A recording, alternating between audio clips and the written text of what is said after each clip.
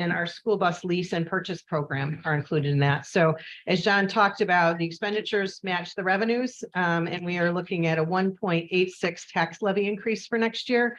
Because we just adopted this last night, we don't have the amount of a projection of what that would cost on an average house in the area, but we'll be putting that out on the website soon and sharing that at our hearing. I think it's on May 3rd.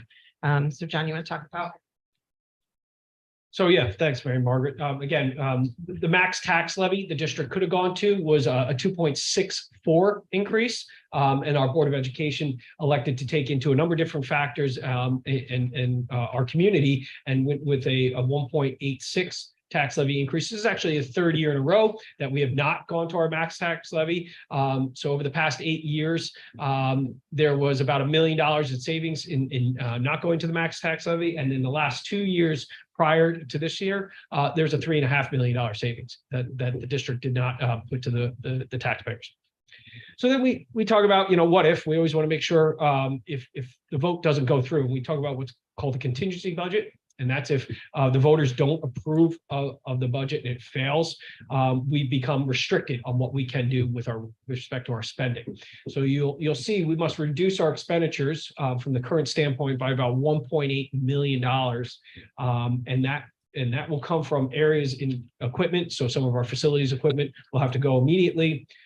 We have some small buses that we're looking to purchase that will come out of the budget, and then we would have to reduce by about $1.5 million after that mark from the general fund.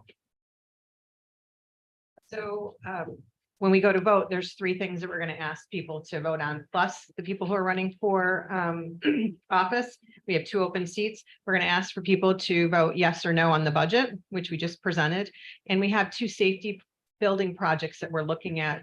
One is a replacement of a 50-year-old 10,000-gallon water tank at the middle school. It is well beyond its useful life, and we could have an emergency on our hands if that fails at any point.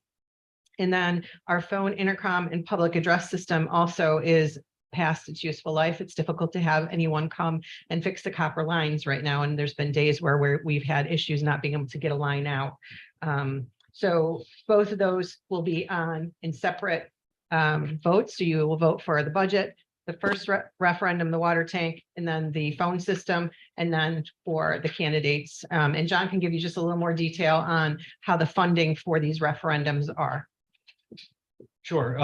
What's important to note for the safety referendums, there will be 0 tax levy increase. There's no tax impact on this. So the district has a number of reserves that are set up that we're allowed to keep in order for specific reasons. One of those specific reasons is capital projects. So we have a $2.9 million balance in that capital project reserve at this point, and this would be a transfer from that capital reserve fund, that savings account, so to speak, to spend $1.5 million on this water tank and the VoIP phone system. The VoIP phone system also provides not only communications in the building, in the district, and outside the district, but is also makes us compliant with, I believe it's I can't remember the law at this point, where we need to have safety and panic buttons within the classrooms in order to create lockdowns and those safety procedures that are mandated by New York State.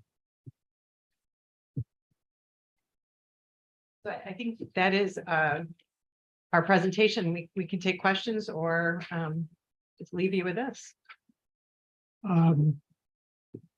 Does your budget take into account for this coming year discount for veterans? We have a number of exemptions listed in all the various towns. Okay, so they come from Putnam County, and we have some Dutchess County for the East Fishkill. We do have some veterans exemptions. We do have some fire and ambulance exemptions that are already available to us. So I think I'm going to go ahead and probably answer a question that you might ask, is that did we adopt the latest exemptions that were offered by New York State? Because we've been asked that quite a bit from the different towns, is that there was 3 exemptions up for discussion, which was the volunteer, fire, and ambulance, disabled veterans, correct, and a senior citizen one. And those were presented to the Board of Education in the committee meeting back in January, who elected to not to take the exemptions or add the exemptions this year or pass a resolution for that. But rather, they said they would like to see how the budget process turns out and then look at it again later in 2023, back in maybe towards November, December time, in order for the next cycle. Anyone else? I do, but if you have one, I'll wait. No, I think that- Okay. The transportation budget, of course, I'm gonna go in that area. How many, the lease, how many buses are you leasing? So last year, the board was informed, we have an aging fleet. Our fleet is roughly around 20 years average age, Mhm. okay, of our large buses. 10 years is the life expectancy for a bus. Okay, and then they become incredibly costly to upkeep.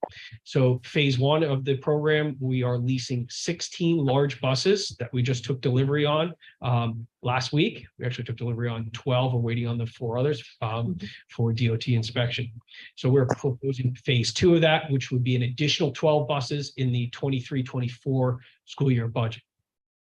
Are you disposing of, are you doing one for one disposal for?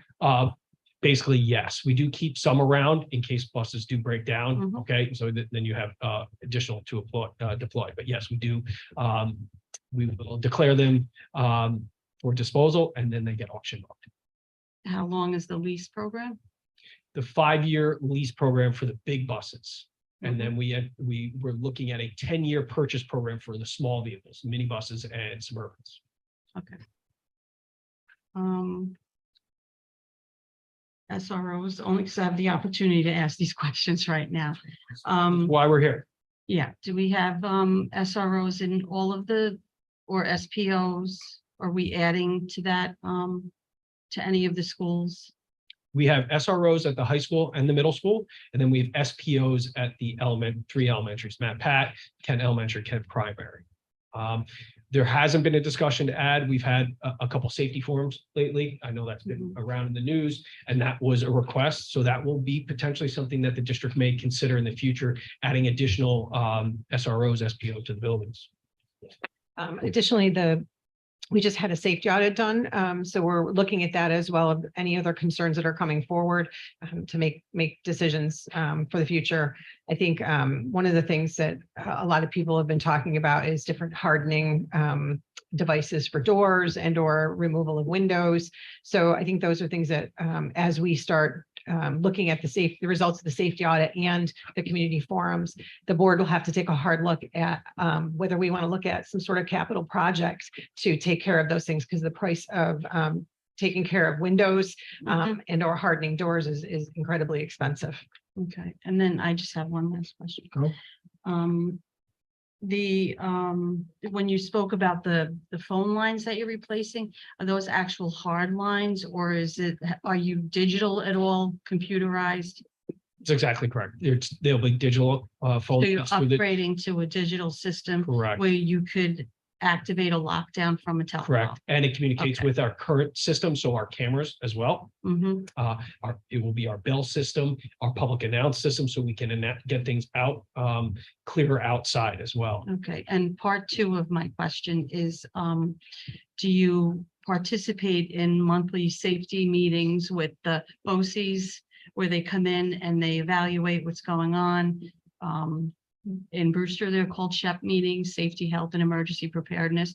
Are you actively doing that in tabletops? Carmel is not, because I'm not familiar with the acronym that you just used, so I would have to catch that again. We have what our building level safety teams. They meet once a month. And then we have a district level safety team that meets 5 times per year. Okay, we do exactly what you just talked about. We talk about improvements to our facilities, what we can do better. We talk about our drills. So what used to be called fire drills are now our lockdown, we follow the SHELL acronym, lockdown, lockout procedures. And we also do tabletops. So we do work with BOCES very closely. Frank Guglieri, he is a product of the district. Say his name and I'm happy. There you go. Okay. He was just at a communications team meeting over at the high school tonight helping.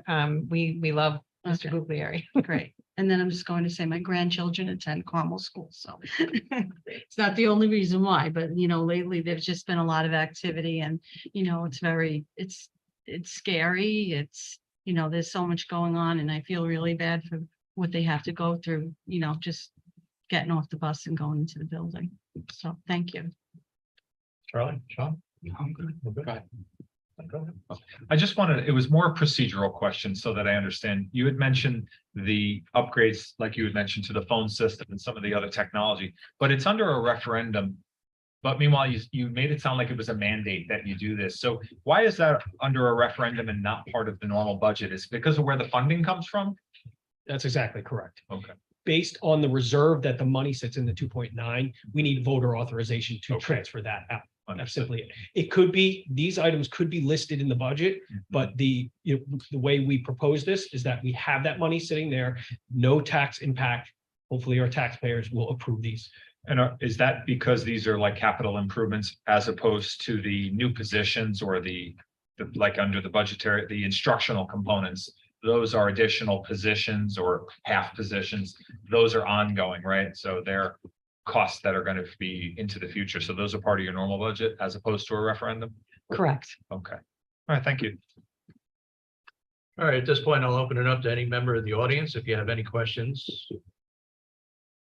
approach the mic and give your name and address for the record.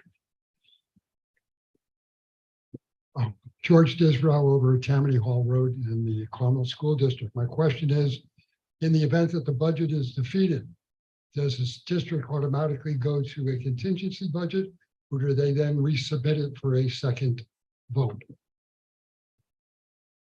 The Board of Education will have a choice. They could go directly to contingent or they could put another vote out. So it's up to the board to make that decision. Anyone else? All right, we'll open it up to people joining us by Zoom tonight. If anybody joining us by Zoom, if you would unmute and give your name and address for the record.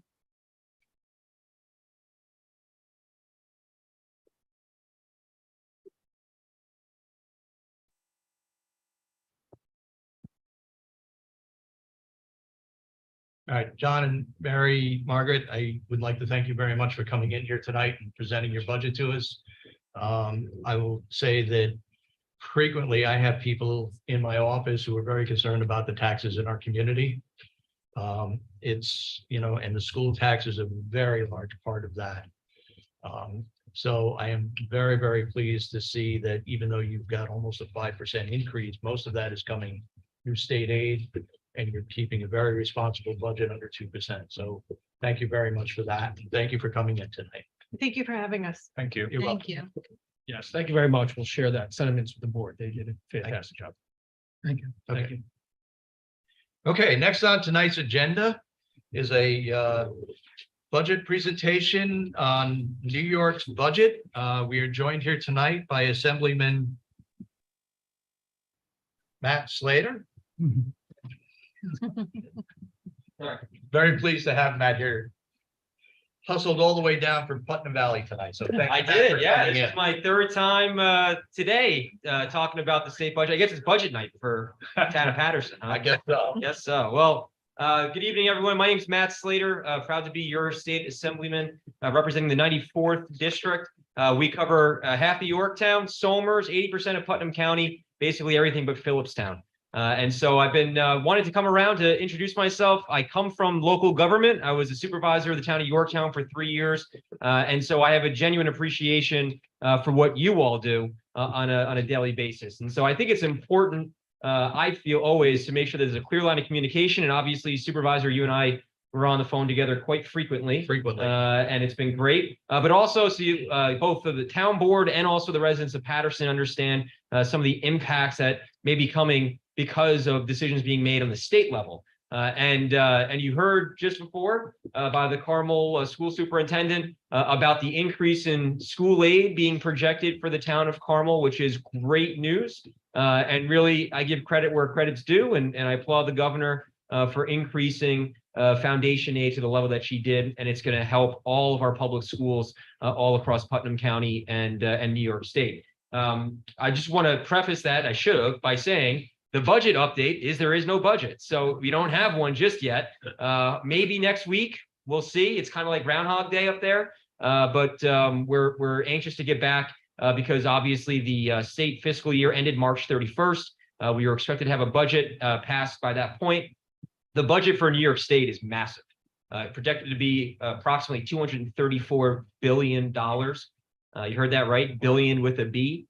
And so what have we done since then? We've passed two extenders, budget extenders, because we want to make sure, obviously, as you all do, we value responsible governments. We want to make sure government continues to operate, making sure that our correctional officers get paid, our law enforcement, our mental health professionals, and making sure that all of our institutions continue to operate to provide services to those in need. So here's a crazy number. So from April 1st to the 17th, just for the basic functionality of state government, $1.9 billion. And it was passed unanimously with bipartisan support, again, because we want to make sure that government continues to operate while we negotiate the final budget product. Unlike local government and unlike school board and the school budget, we do things a little differently in Albany, unfortunately. And I disagree with it, but those are the rules of engagement. Here on the local level, you set your budget. It's just numbers. It costs me X to run the town. I need Y to cover the cost. That's a budget. Pretty simple. In Albany, they do things called Article 7 language, which is policy. So they tie policy to the state budget. And it's the policy right now that is causing a stalemate. And I just wanted to go over a couple of the policies that are being deliberated on, because I want you to understand the potential impact it could have on the Patterson community, because as the supervisor and the town board knows, some of them are quite substantial. The number one issue right now that is being deliberated on is cashless bail. Now, I believe cashless bail is arguably the worst policy ever implemented in the state of New York. We all know, obviously, the index crimes continue to rise. We've seen, unfortunately, a catch and release system where criminals who are being arrested a dozen, 2 dozen, 3 dozen times keep getting released because you can't set bail to make sure they come back and they're held accountable under the law. To her credit, and again, give credit where credit's due, Governor Hochul has proposed removing the least restrictive clause from the law. What does that mean? The least restrictive clause that's in right now really ties the hands of judges when it comes to setting bail, at least in theory. And she believes that by removing this clause, it's going to give greater judicial discretion. Now, I had lunch today. I spoke at the Westchester Chiefs of Police Association. And when you speak with law enforcement, whether police, our DA's office, judges, they disagree with that assessment. But still, this is where the governor wants to go. I think it's at least a half step forward rather than another 8 steps backwards with some of the policies that I've read and seen being introduced up there when it comes to the criminal justice system. But 9 out of 10 New Yorkers point to crime as the number one issue facing our state, and rightfully so. And at least they're trying to get something done. Unfortunately, New York City special interests and New York City politicians are pushing back on the governor's proposal. They don't want to see anything done when it comes to reforming cashless bail or any of the criminal justice policies that have been put into place. Things like raise the age, the discovery laws, all of those reforms that we need, according to law enforcement, according to the District Attorneys Association, according to people who are really trying to protect our communities, they're all meeting very stiff resistance by very powerful special interests right now. And so there's a complete stalemate on the state government side over this one issue. And so, again, we'll have to see where we wind up. Apparently, there were some reports today that there may have been some movement on some type of agreement. My fear is if you can't even agree on removing the least restrictive clause, what's the final going to look like through a negotiation? I don't think that it's going to have the type of impact that we frankly need across New York State. So we'll see what the final is on the cashless bail side. The second issue then, once we get past that, then we get into another policy issue. And the supervisor and I have many conversations about this, and that's Governor Hochul's proposal when it comes to housing. And I should also say that when it comes to the state budget, the governor is the one who sets the tone, she sets the pace, she sets the policy, and we all in the legislature have to react. We have to either accept or reject what she's proposing. Now, she's proposed really 3 housing proposals, and they're all significant because they impact Patterson directly. The first one is her housing compact. The housing compact calls for 800,000 multifamily units to be built in Nassau, Suffolk, Westchester, Putnam, Dutchess, Orange, Rockland. And she really is, I think, completely overstepping her bounds as the governor with this proposal. And I do also want to point out, if I may, that when she gave her State of the State address in the Assembly chamber this year, she called out Putnam County by name when proposing this, saying this is the things that Putnam County needs to do. And so they won't do it. I'm going to propose this, which essentially mandates what she wants. How does it do that? Not only does she propose the 800,000 units, she's also proposed a measly, and I would say borderline insulting, $250 million to pay for infrastructure. As the town board knows, and anyone in local government knows, when you're doing development, there are obvious infrastructure needs, roads, water, sewer. That's not even talking about the impact of public safety, fire, police, etc. So $250 million pot to be split by all of Suffolk, all of Nassau, and the entire Hudson Valley. Do you think you're going to get any money out of that? Because I don't. But that's where she's hanging her hat. Probably the worst part of it all. If an application comes before the town board or your planning board, and you dismiss the application based off of the legal process, there is now going to be, under her proposal, if it's approved, an appeals board in Albany that can reverse any decision you make, any decision the town makes. That completely takes local control off the table. And now the state government, Albany, can come into Patterson and say, no, we want this project here. And they will dictate it just as they want to meet the housing goals set forth by the governor. I think it's a complete assault of the Hudson Valley. I think it's completely short-sighted. I think it also proves the governor's, frankly, lack of knowledge when it comes to local government and how we operate. And I say we because I always wear my town supervisor hat when I'm in these conversations. And so that is just the first proposal. The second proposal is actually worse than the first, if you can believe that.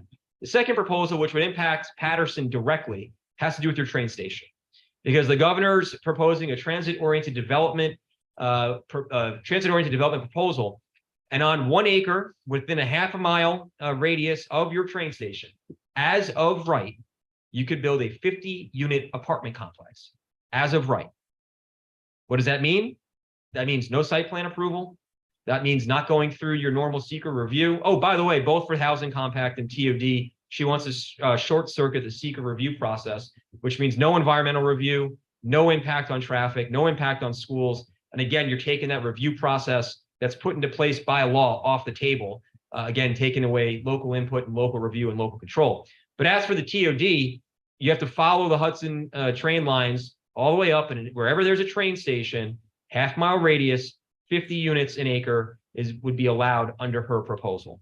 This has been met with fierce resistance from Republicans and Democrats all across the Hudson Valley, in both the Assembly and the Senate, and both the Assembly and the Senate one house, because the governor proposes a budget and the Senate and the Assembly respond with their own. Both the Assembly and the Senate rejected the housing compact and the transit-oriented development proposal. That's the good news. The bad news is the governor's tripled down on her desire to get this across the finish line and is now spending close to $5 million on ads, on TV, digital, et cetera, even mail, trying to convince voters across New York State why her proposal is the right one. It's wrong for the Hudson Valley. I believe it'd be wrong for Patterson. And so we have to wait and see where we wind up there. But again, bipartisan opposition in that respect. And the third issue has to do with accessory dwelling units. They do want to legalize accessory dwelling units, or at least provide a path to legalization for accessory dwelling units. I can't recall, Supervisor, if Patterson allows accessory dwelling units already in your zoning code. We do with reasonable standards. With reasonable standards, right. So I don't believe it would impact you directly. Oh, very much so. Only because you'd be grandfathered in if you were allowed in the zone, if you're in your zoning code. That's my understanding. But I thought we had 3 years to change that. You do have 3 years to change it if it's not in the code. But my understanding is, based off of some conversations I've had, that if you already acknowledge and allow for ADUs under your zoning code, you'd be left alone. But again, we won't know until I'm holding the budget bill, reading the details, and then being told I have to vote for it in about 15 minutes. So that's usually how Albany works. So those are the housing proposals. So I want to make sure you're aware of that. Third thing I want you to keep an eye on is something called FMAP. My predecessor, great friend, County Executive Kevin Byrne, has been a champion raising the flag on this one. FMAP is dollars that are allocated by the federal government to the state of New York, which is then dispersed to the counties to implement Medicaid services and pay for Medicaid. The governor has proposed taking $635 million of the FMAP federal allocation, which is all of it, sweeping it to New York City to pay for the migrant crisis. Now, the biggest problem that we have with it, according to the New York State Association of Counties, is it's going to put the counties in a position where they have to make a binary decision. They're either going to cut services because they can't pay for it, or they're going to have to figure out how to pay for it. How would they pay for it? Property taxes. And if you look at the New York State Association of Counties, nonpartisan, it just is what it is. They're estimating property taxes would go up between 7 and 14%, depending on what county you live in. Now, I believe we're facing an affordability crisis all across New York State. Our number one export right now is people. We lead the nation in outward migration. A lot of it, all of it, is about the affordability factor and the fact that it's now the number one state, the most expensive state to retire in, number 2 in the country when it comes to starting and running a business. You know, we're leading in all the wrong categories, and now we're looking at potentially a 7 to 14% property tax hike to pay for a migrant crisis down in New York City. That's a big thing that we need to keep an eye on because it would have a direct impact, again, on the property taxpayers here in Patterson. The other thing I want to talk about, veterans, near and dear to my heart, I know to the entire town of Patterson. I know how proud you are of the men and women who wear the uniform. And that's why I'm baffled by the fact that the governor actually proposed cutting funding to veteran services all across New York State, including here in the Hudson Valley. We had a press conference to shine the light on this down at the Mahopac American Legion. The good news is, once again, the Senate and the Assembly rejected her proposed cuts, and they've restored them. And we're confident that in the final budget that there will not be any cuts to veteran services that's funded by New York State. But the fact that the governor even proposed it is really ridiculous. So, but unfortunately, those are the games that Albany plays. I want to mention AIM, which obviously the town receives from the state for your budgeting purposes, is expected to remain flat this year, which, as a former local government official, I disagree with the cost of everything going sky high, as we just heard from the schools. Obviously, more funding from Albany would only help your local budget and offset some of the costs that you're seeing. Similarly, they are also proposing to keep our CHIPS and extreme winter recovery money for local roads flat. Biggest problem there is the cost to pave has increased by 30%. So if you're getting the same number, 30% more cost, that means you're doing 30% less when it comes to paving our local roads. We're trying very, very hard to increase that number. To the state Senate's credit, they put a big number on the table in their proposal for the state budget. And I'm hopeful and I'm supporting the fact that we need to invest more in our local roads, especially considering the inflation and construction costs that are going through the roof. And then the last thing I wanted to talk about, if I could, actually a few more things, believe it or not. Obviously, NYSEG, we get calls in my office constantly, daily, about the problems facing NYSEG. I think it's important people understand two things. One, there is still a 31% rate hike being proposed for NYSEG ratepayers. That is approved by the Public Service Commission. I have already opposed that publicly numerous times. I'll be sending another letter this week to the Public Service Commission, once again opposing a 31% rate hike for NYSEG customers. But there's also a supply cost. And the supply cost is not regulated, and that's the cost to produce energy, to produce your electricity. And the supply cost is dictated by the general economy of the time. And so just like when you go over to pump gas into your car and the numbers fluctuate, same with the supply costs. So when you go talk to the utility companies about how are you raising rates without an approval from the PSC, they're not actually raising the rates. The rate increase is coming from the supply side, which is a pass-through to customers. So I think that's important for your residents and the ratepayers who are NYSEG customers, because that's the way it's set up, understands that. But we still need to guard against the 31% rate hike, because if you think about it, if they approve the 31% rate hike, you're going to see an increase of nearly 70% for your utility bills. It's just outrageous. Again, going back to that affordability issue and the affordability crisis that we're facing, it really is just baffling that we continue to make these types of decisions. And then the last thing I wanted to talk about, Supervisor, something that you and I have talked about quite often, is harmful algal blooms, especially as it relates to Putnam Lake and all of our waterways. The HABs is something that I see in every water body in my district. It's a real issue, not just here for Patterson, but Putnam Valley, Yorktown, et cetera. The state, and this is something that the supervisor and I had many conversations about, did a pilot program a couple years back where they were supposed to invest dollars into finally addressing the problem. I don't believe we ever got to a real conclusion to what that pilot program produced, and at least not to the sense that it actually made any type of improvement. So I have actually introduced legislation, A6266, which would establish a legislative commission to study the effectiveness of their water body management. It would also classify HABs, which are the harmful algal blooms, as a water contaminant. So this way we can try to get more dollars directed from the state.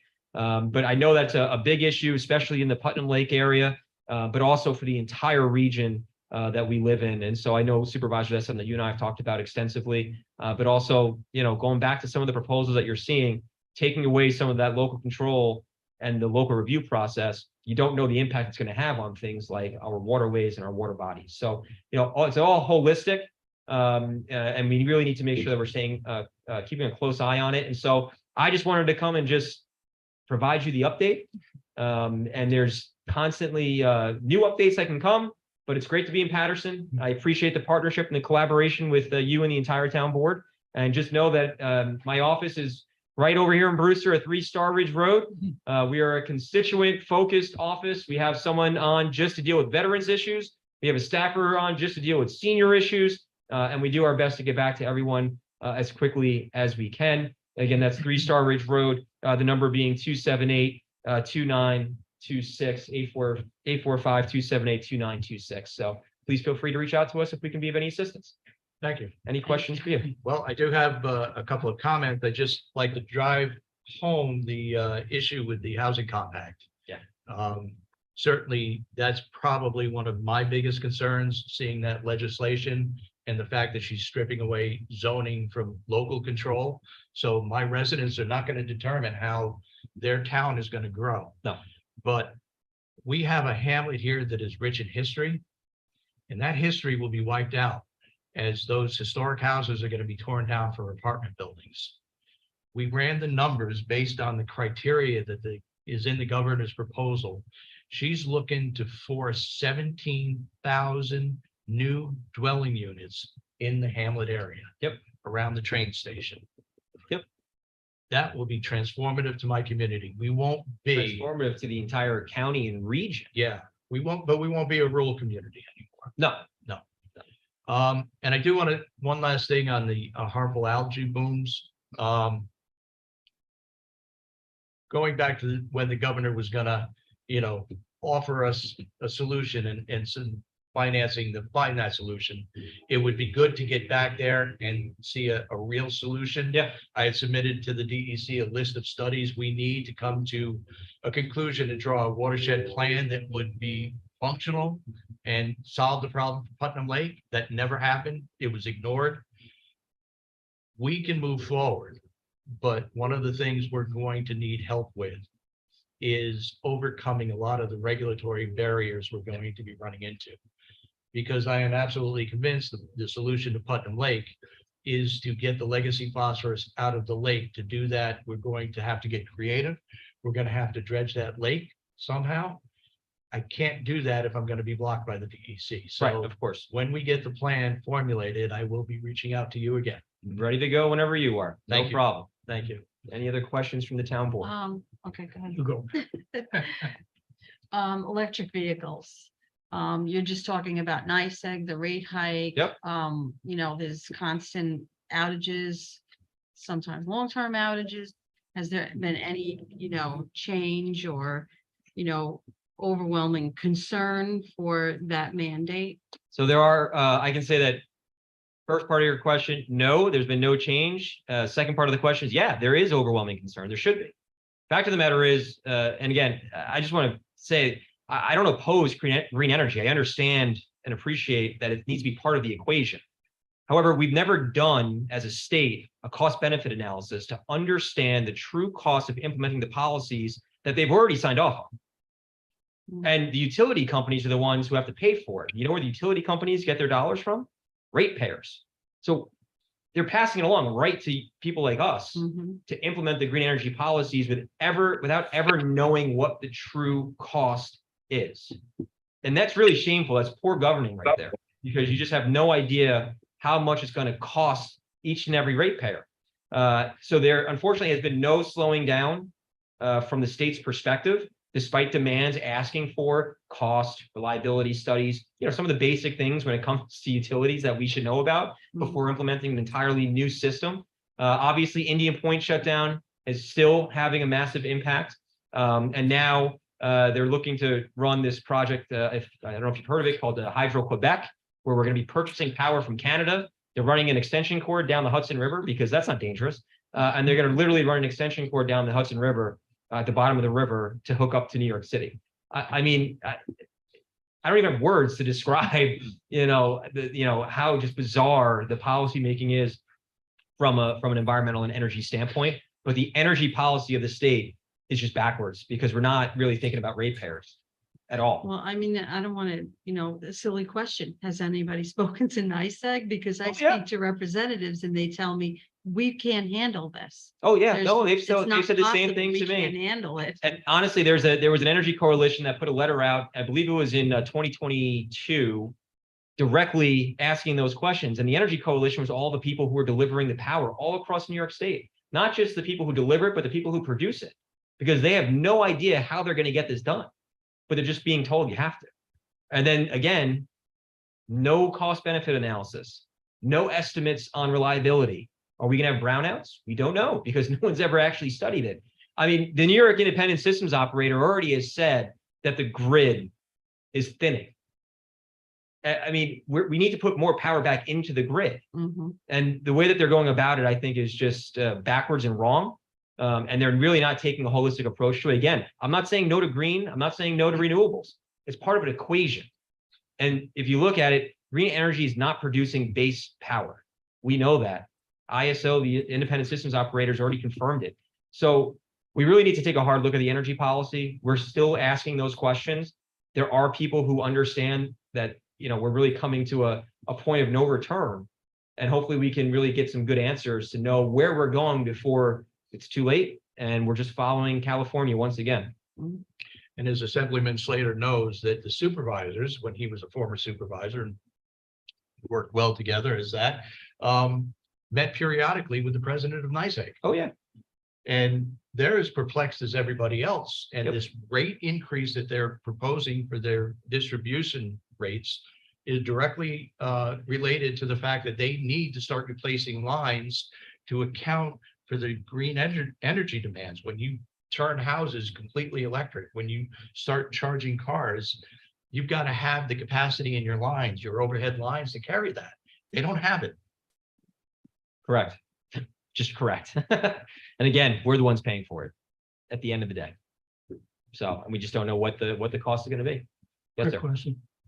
Why is the bail reform and even the housing part of the budget? So again, it makes no sense, right? No. It makes no sense. But fact of the matter is the state passes what's called Article 7 language, which is policy, and they tack on policy to the budget every single year. They passed cashless bail as part of the budget in 2019. And it's not new. This is the way that, unfortunately, Albany's run for decades, especially when it comes to the budget. We have a reform package that's in place that would stop it, but it would take people with, frankly, some political guts to go get it across the finish line. And we keep meeting resistance. And it's the institutional power of the state legislature and the state and the governor, really. Mhm. Thank you, Assemblyman Slater. I wanted to ask you, and I want to appreciate you bringing the harmful algal blooms back to the table. As recently as this morning, County Executive Burns' office was requested for information from the press, which working in the health department, obviously we drafted and got to. Yeah. I was involved as was Supervisor Williams back when they created those original HAB plans, and I agree wholeheartedly.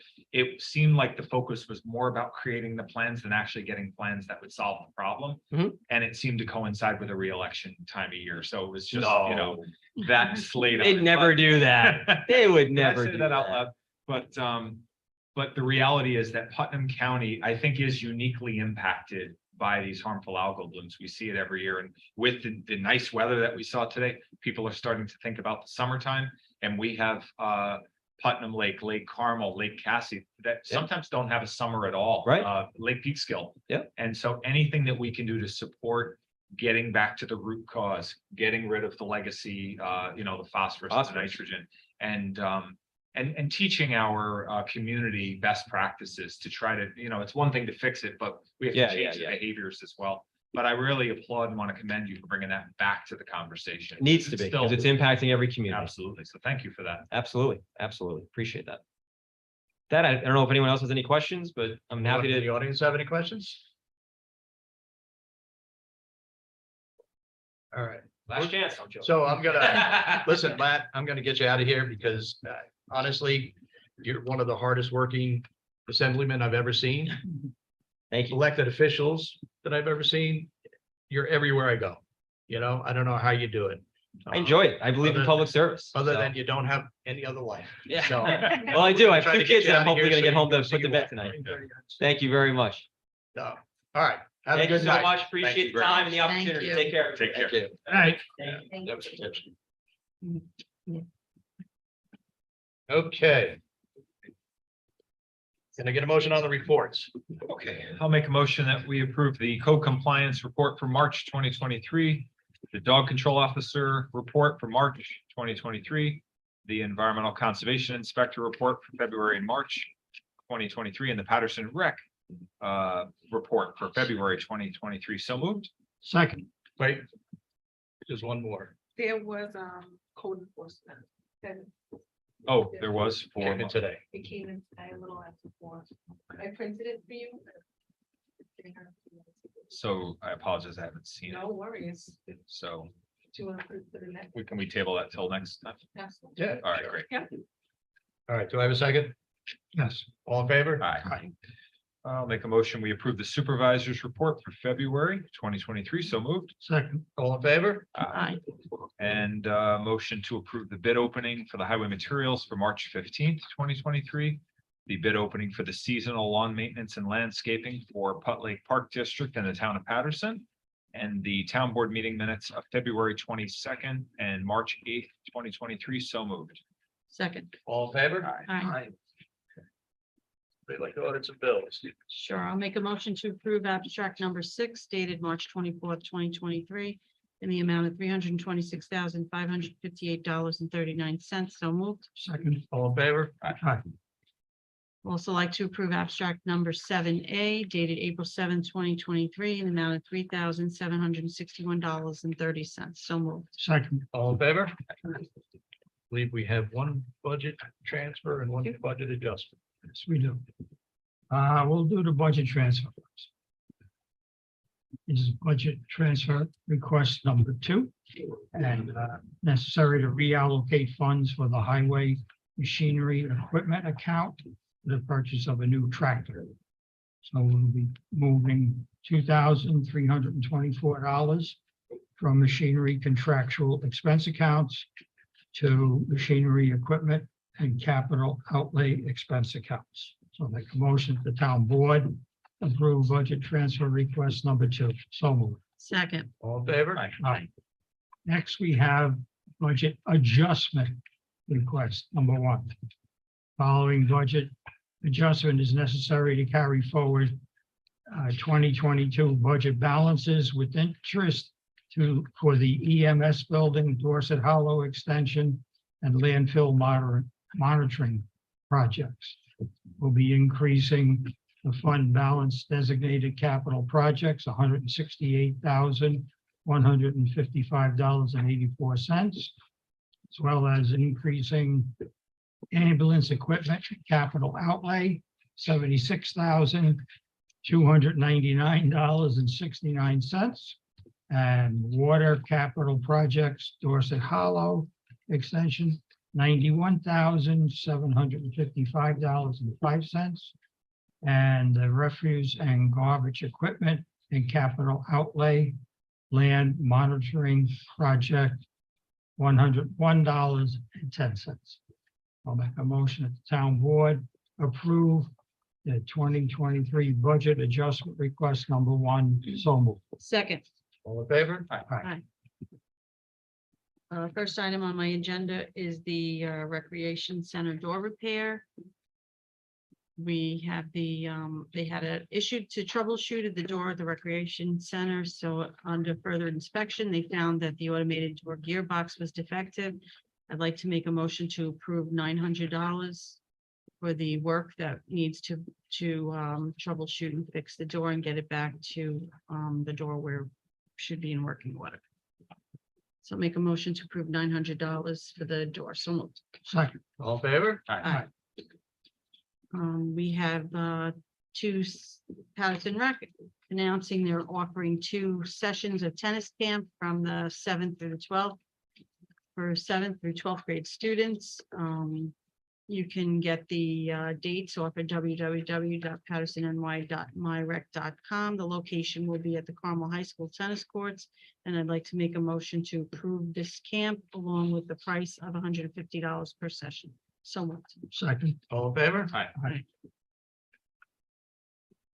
Next request is a highway department is in need of a new computer. So I have here 2 quotes. I don't see a memo or the page. There is a So they- memo. Okay, so we're moving forward on this. This is exactly what they want. This is what they want. Okay. Okay, so I'll make a motion to approve the purchase from Dell Technologies for Precision 3660 tower in the amount of $1,717.06. So moved. Second. All in favor? Aye. I'd also like to make a motion to approve the Dell 24-inch video conferencing monitor at the total cost of $144.61. So moved. Second. All in favor? Aye. Okay, I'm gonna take Pete's EMS requests. I have a resolution in front of me for authorizing hiring of a EMT. So I'd like to make a motion to authorize the hiring of Simon Oram to serve as a part-time EMT at the rate of $20.50 and enter this resolution into the record as though read upon all paperwork being completed. So moved. Second. All in favor? Resolution here. Also, I'm glad to see that he's getting some candidates and we lost a couple of the last meeting. Mhm. Authorizing the hiring of another emergency medical technician. Jeffrey Shishler as a part-time EMT at the hourly rate of $20. So I'll make a motion to authorize Jeffrey as a part-time EMT and to this resolution into the record as though read, of course, upon completion of all paperwork. So moved. Second. All in favor? Right. Now we have another EMT that I believe is going from a temporary to a permanent part-time EMT, Mr. David A. Smith. I'd like to make a motion to make David a permanent part-time EMT and enter this resolution into the record as though read. So moved. Second. All in favor? Aye. Oh, you want to take the shirts? Happy to, but Charlie. Oh, Charlie, you Spoke want up to take the and said shirts? he wanted to, so Sorry. no worries. So we have a request from our EMS administrator to purchase Port Authority polo, short sleeve polo shirts.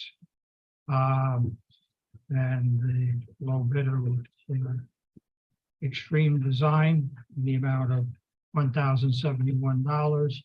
I'll make the motion that the town board approve this request. So moved. Second. All in favor? We also have a request from for EMS administrator relative to these are also shirts. Tactical polos. I'm sorry. Practical polos. And well, bidder was Rescue Stuff Inc. The amount of $3,200, so I'll make the motion, town board approve that request, so moved. Second. All in favor? Aye. All right, we have, and we do this every year. We contract with the county to provide us a resource worker from the Office of Senior Resources to aid our seniors with a multitude of tasks. They can contact the Office of Senior Resources. Actually, she was just at our senior lunch. Introduce herself. We have a new person.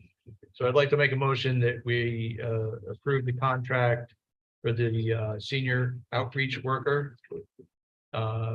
Sending January 1st, 2023 to December 31st, 2023 with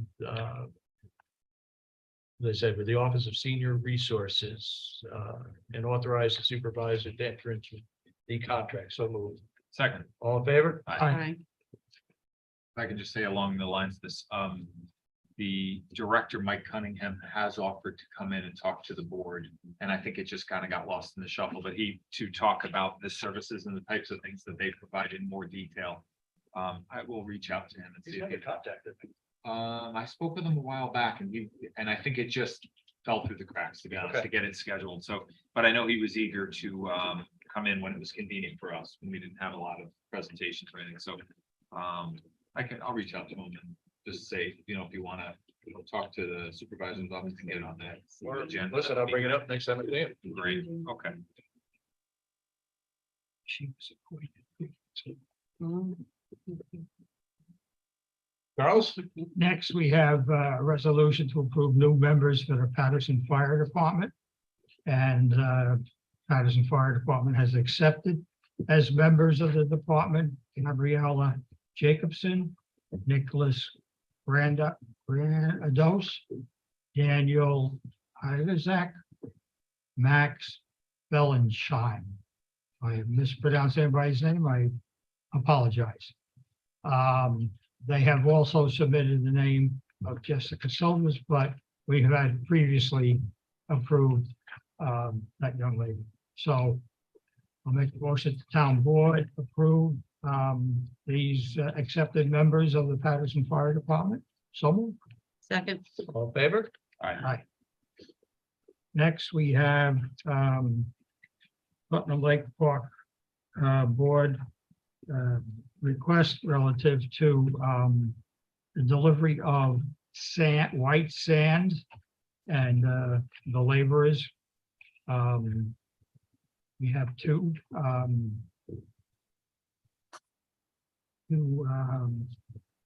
bids, and okay. So the low bid was from Prime Excavation and Trucking in Brewster in the amount of $5,298.72. So I'll make a motion, the town board approve that bid. So Second.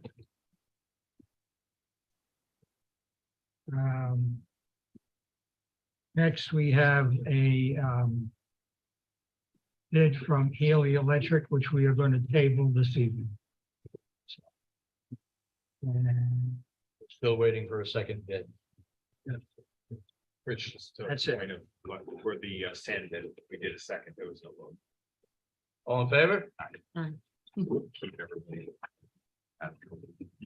Trying to keep everybody. No, absolutely. Especially the supervisor. All right, the next item we have is an interesting situation where a resident was made aware of a violation in their home, but the violation existed when they bought the home 10 years ago. It wasn't caught at that time. It was caught now, and as many of you know, when you have to apply for a permit after the fact, there is a deterrent within the code that asks for a doubling of fees. In this case, the homeowners asked us to consider waiving those doubling of fees because essentially it wasn't picked up when they bought the house. They bought the house with a finished basement. there are measures in place now, as we're aware, that inspections are done on changes of transfer of ownership. So that's why we see more violations being resolved now than we might have, say, 10 years ago. So I will make a motion that in the matter of Margaret DeMarinis at 383 Route 164, that we waive the doubling of fees. They still are paying all the building department fees, as everybody's aware. So they're still paying the normal fees. It's just that deterrent. And zoning fees. And zoning fees. So moved. Second. All in favor? Aye. Any opposed? So the second item is really just a acknowledgement or an announcement that coming up in May 6th is the biannual Household Hazardous Waste Collection Day. And this is an event, this actually ties into some of the conversations we have quite often about water quality and protecting the environment. And so often, so many of the things that hurt the environment can be caused by people dispose of things improperly. So what we're trying to avoid, much like medication take back day and the drop boxes that we've mentioned in the past, is people not disposing of things improperly. So this is an event that is held, this one will be May 6th at the Fawnstock State Park, which is over off of Route 301 in the town of Kent. Pre-registration is required, and you can go to the Putnam County Health Department website to pre-register. The event will run from 8:30 a.m. till 12:30 p.m. We actually added an hour this year to the event because it has been so popular. This normally draws somewhere between 400 and 450 residents of Putnam County. And it's really amazing to see the volume of products that people bring from their garage, from their basement. Sometimes entire pickup trucks are loaded to the maximum with products that people save. So I know that we have these on the health department website. They're in print ads. They're on the town. They're down available at the front desk. In fact, I saw this listed in the Courier, I believe, this week, and will be advertised. So if you're interested, please avail yourself of that service and get rid of those items that should not go into household trash. Thank you for that public service announcement. Okay. First on my agenda is, as promised, a resolution in support of a New York audit. I've provided the town board members with a modified resolution. Does anybody have any comments on the resolution? This, you also spoke to the board of elections. I did.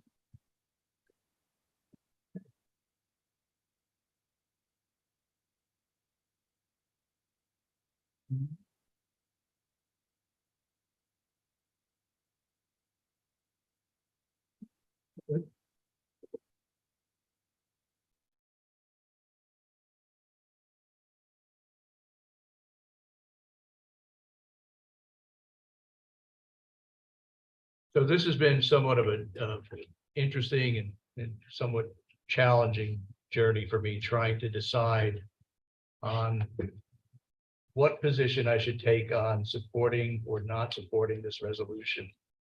And I did, as Charlie alluded to, meet with the commissioners of Putnam County, of the Board of Elections. I want to say from the outset that I think Putnam County couldn't have two better commissioners than we have in Kelly Primavera and Kathy Croft. I think they do an outstanding job. And, you know, having been through a number of times voting here in Putnam County and in Patterson, I don't see where there's any potential for fraud going on. I think the poll workers do an outstanding job as well. Sometimes I'm sure it's like herding cats, but I think they do an excellent job. And based on my experiences here in Putnam County, this isn't something that I would necessarily support. I really wouldn't, because I don't think we have a problem here. That being said, there's known voter fraud going on throughout the state. You know, we've seen voter fraud in 2001 in Staten Island, in Rensselaer County. All convictions between 2013 and 2023, there were actually 15 convicted known cases of voter fraud. So it does happen.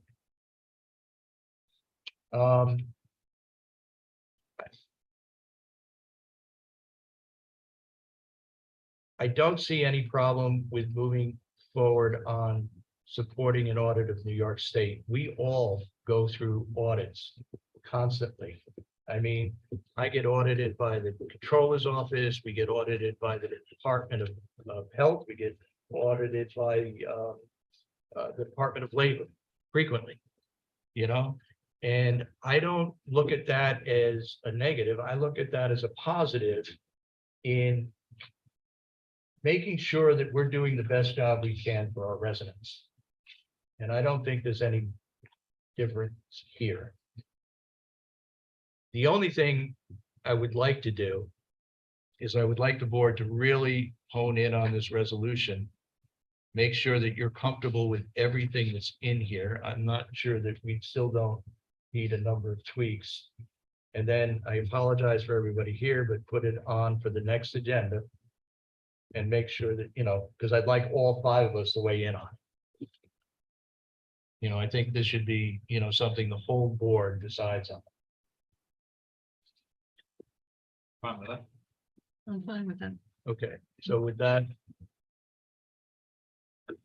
Thank you for. if you would just approach the mic, give your name and address for the mic, so we have you.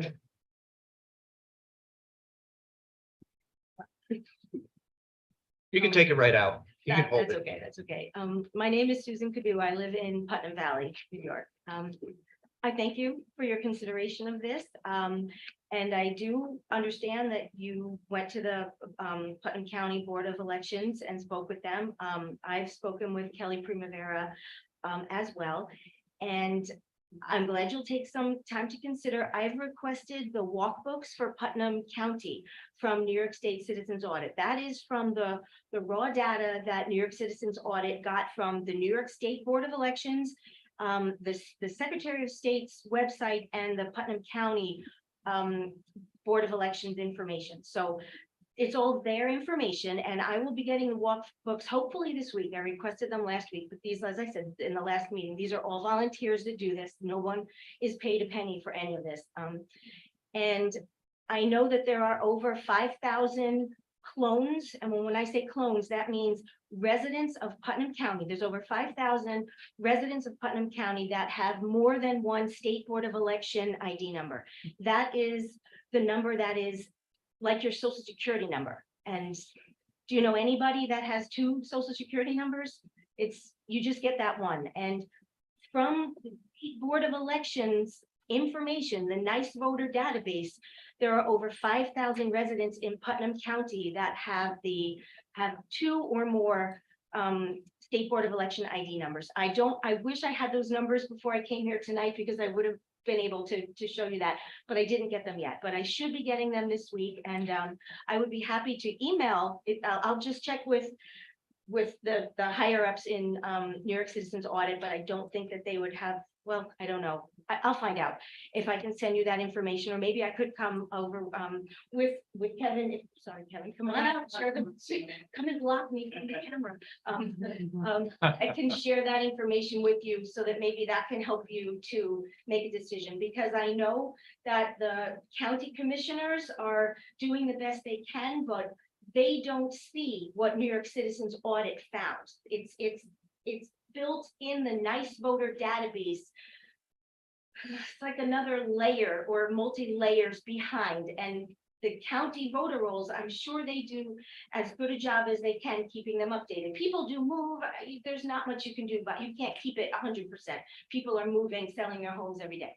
But what we're talking about, what we've discovered, is such a massive amount of fraud. And it's not voter fraud, because that would be if they tried to frame a citizen that might have tried to vote twice. You know, maybe I didn't give up my registration in Putnam Valley when I moved to Patterson, and I tried to vote over there, and then I came over here. That would be voter fraud for me. But this is election fraud. This is bigger than the individual voter, that the individual voter had.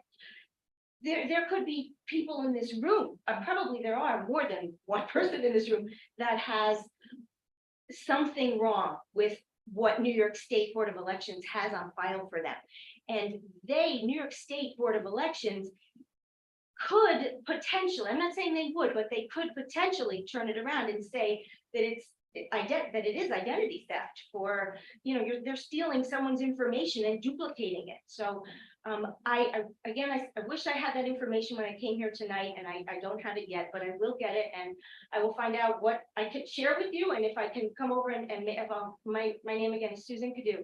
I will schedule a meeting with you and go over some of that information with you if you'd like to do that before you make your final decision, because really would hope that you would consider doing this, because like you said, you're audited all the time. If you had money in your bank account and they were missing just $100, you'd be like, wait a minute, what's going on here? We're talking 1.9 million irregular registrations. People are paid good money to manage that database. And how do you let that much slack happen? It's either horrific, what is it? What's the word I'm looking for? Incompetence, horrific incompetence, or terrible evilness, where they're changing the way our state is heading. So thank you though for not shutting it all down tonight. I'm trying to Totally. I'm really glad you made the distinction though between bad data and bad people, because I think, like you said, based on the numbers, I was thinking the same thing. There's probably 2 or 3 people in this room out of the numbers, and people wouldn't have a clue. Any one of us wouldn't know if our data was bad. So it doesn't automatically translate to people saying, aha, I can go vote twice, but it does point to data that probably needs to be scrubbed and cleaned and, looked at. When was it looked at? How many times? Or better yet, how would an individual look and find these things for themselves? You So, absolutely can. yeah. I mean, we have some brilliant minds in New York Citizens Audit. These are 7-figure data analysts that were without a job during COVID, and they had time and they said something doesn't feel right, and they looked into this, and these are, like I said, very brilliant minds. So thank you for not shutting it down tonight. Well, and I'm glad We're gonna shut it down. the supervisor said that, when we go to vote, it's certainly in Patterson, we've got sticklers.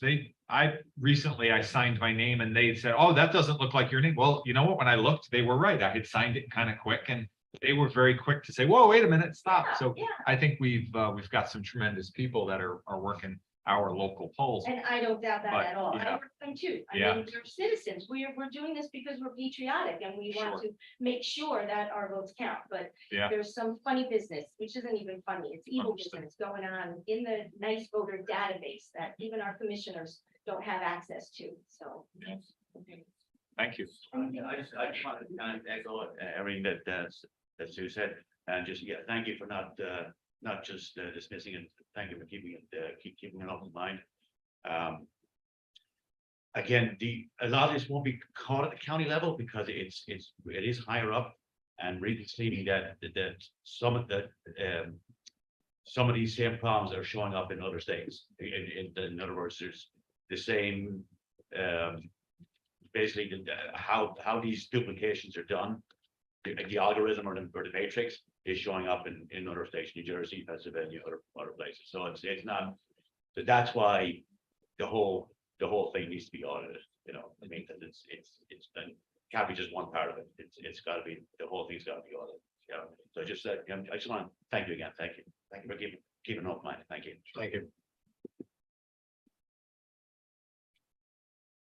All right, next on my agenda, I was somewhat excited about because there was an organization that was proposing a historic tour of Sybil Luddington's Revolutionary Ride. I received an email today that they are not going to be the tours, not doing the tour, so we can move on. All right, next on my agenda is a request by Karma Triana.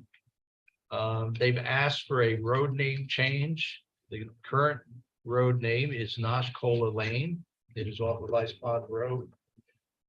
This has been going back and forth, I know, for a number of months with the planning board, trying to make a recommendation. And apparently the applicant and the planning board have finally come to agreement. They would like to change Nosh Cola Lane to Yellow Lotus Lane. But do you have an issue with that? Yeah, deal with the meaning it. It was a compromise from what they, what the people that purchased the property really wanted. It was a compromise between them and the planning board to come up with something that, kind of met the flavor of what they want to use the property for, but not as radical as some of the other names that they had put out there. So I'd like to make a motion that the town board approve the change of Nosh Cola Lane to Yellow Lotus Lane. So all in favor? Aye. All right. And last on my agenda is an executive session, which I will defer to the end of the meeting. Other business. Any town board member have any other business at this time? There. No, thanks. I have one item, just wanted to announce for the public and for the board's knowledge. We've been talking about this over probably many years, but the boardwalk project in Patterson out of the environmental swamp. We had mentioned that Earth Day, which will be not this Saturday, but next Saturday, April 22nd. We will be doing a little bit of a ceremony and unveiling the beautiful sign that Rick and Gail Saracelli had made in memory of their son Anthony, and with a beautiful poem about the Great Swamp. So we're going to be putting up a beautiful kiosk and having that mounted and do a nice ceremony 10 a.m. on Saturday morning on April 22nd. So if you haven't gotten down there to look at the boardwalk, please do. We did some railings around the main deck 2 weekends ago. And I stopped by before the meeting and there were people sitting in lawn chairs and just with their bird watching and just really enjoying. And it seems like on a weekly basis, people are either contacting me or somehow I'm finding out how many people really enjoy that project. So that's thanks. That's all the thanks in the world you can get for a project. But I think it'll be a beautiful tribute to the hard work that the Saracellis have given to the town of Patterson over the years. And so I wanted to mention that. It is well worth the walk down there, I will tell you. And I know Chris is here, who's been working on it.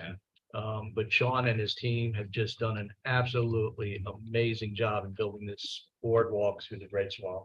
And I think people are always amazed that it's all volunteer work. That I think, I'm touched, and Chris, you can probably agree with me that when you're working down there, people stop and they say, thank you so much for what you're doing. And it's even more so when they find out it's volunteer. The money has come from grant funding and from different revenue streams. The Saracellis donated quite a bit of money to the project. And so it's been a real win-win for the town of Patterson. I think it's something we should be very proud of. So thank you. Okay. I have two announcements. One is the Putnam Lake Fire Department Ladies Auxiliary is having a penny social on April 30th at 12 p.m. at the Putnam Lake Fire Department. Always a good time.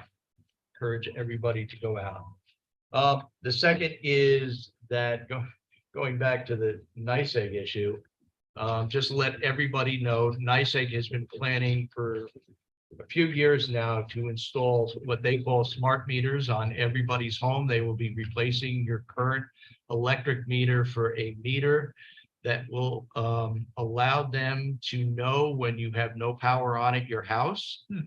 It will allow them to monitor your electric usage, but it will allow you to dial in through the internet to see daily or hourly what your internet usage is and how you can perhaps change your use habits so as to save money.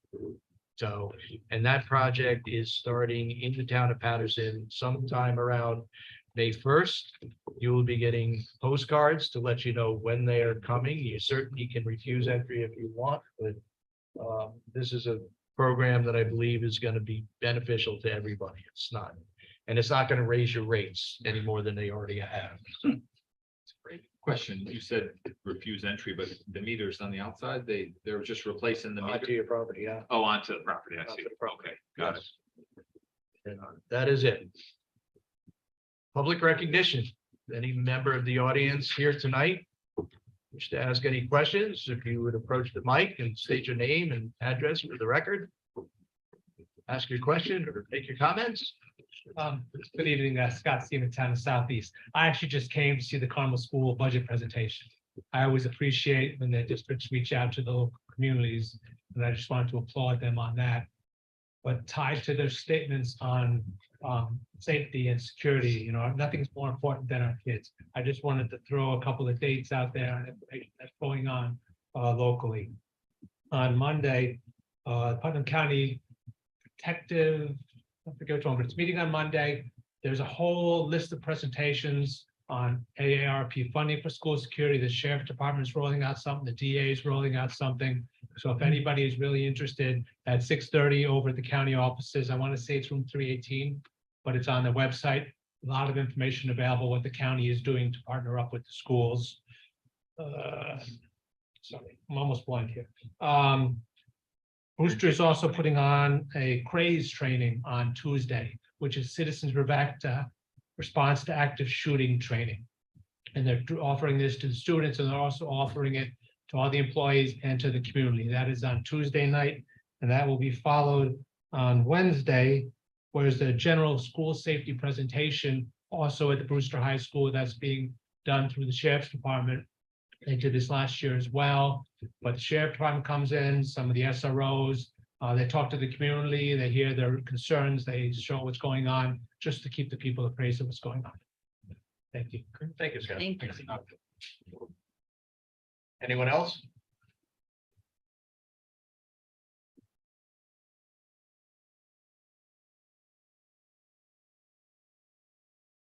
George Disbrow, representing the Patterson Library. Without specific programs, I just want to let people know in the audience, as well as those who may be viewing this, please go to our website and check out all the adult, teen, and children programs. There's lots of stuff going on, movies. Sometimes the adults activities have babysitters as well, so you can bring the kids looked after safely. And that was one thing. And the other thing is, if anybody who's here tonight or eventually going to watch this, if you're interested in being a trustee, please go to the website. And if you're not ready to make that commitment, we do have a friends group that started up last month, Friends of the Patterson Library. And if you'd just like to be involved in whatever's going on, we would welcome that. And thank you. Thank you. Anyone else? All right, then we will turn to those joining us by Zoom. If anybody joining us by Zoom has any comments or questions, if you would unmute and state your name and address for the record.